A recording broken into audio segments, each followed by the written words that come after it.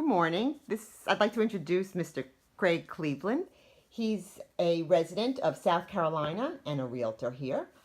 He has a family of a wife and two children, and he's here to tell us, I would say, the good points about having insurance and the bad points that he's encountered. So, hello, Craig. Hey, how are you? Good. We have insurance through the exchange, which is also known as Obamacare. And one of the good positive things about it is very affordable. It's based on your income. You get tax credits to help pay for the monthly premiums.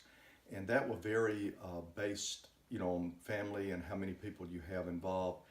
If not, there's no possible way that we would be able to afford insurance at all. And then what would you do if you couldn't have that?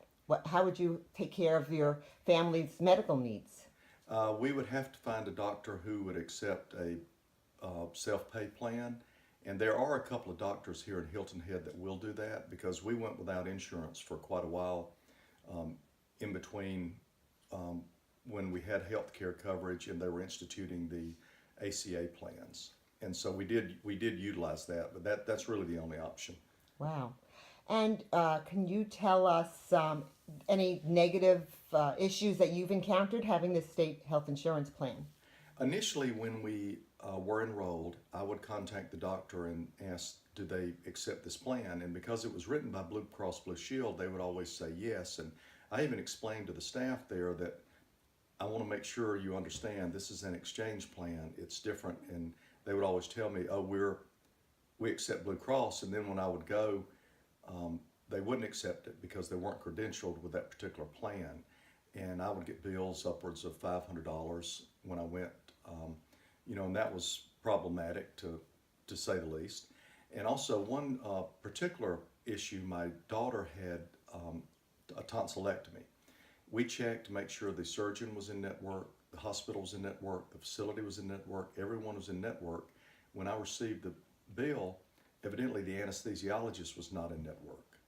So on the explanation of benefits, it showed that the surgeon had received $730 for the procedure.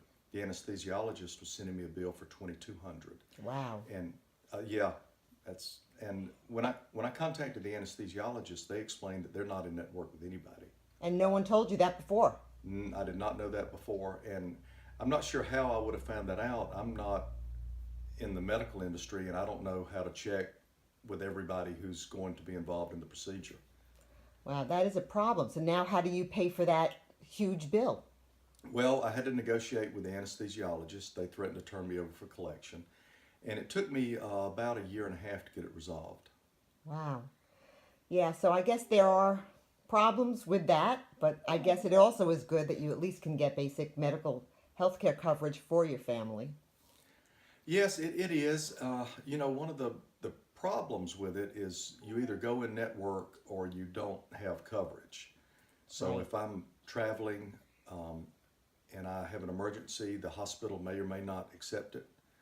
And if, that's not good. So it's just like the roll of the dice if they take it or not. That's correct. Yeah, All that's right. correct. Well, thanks for your input here.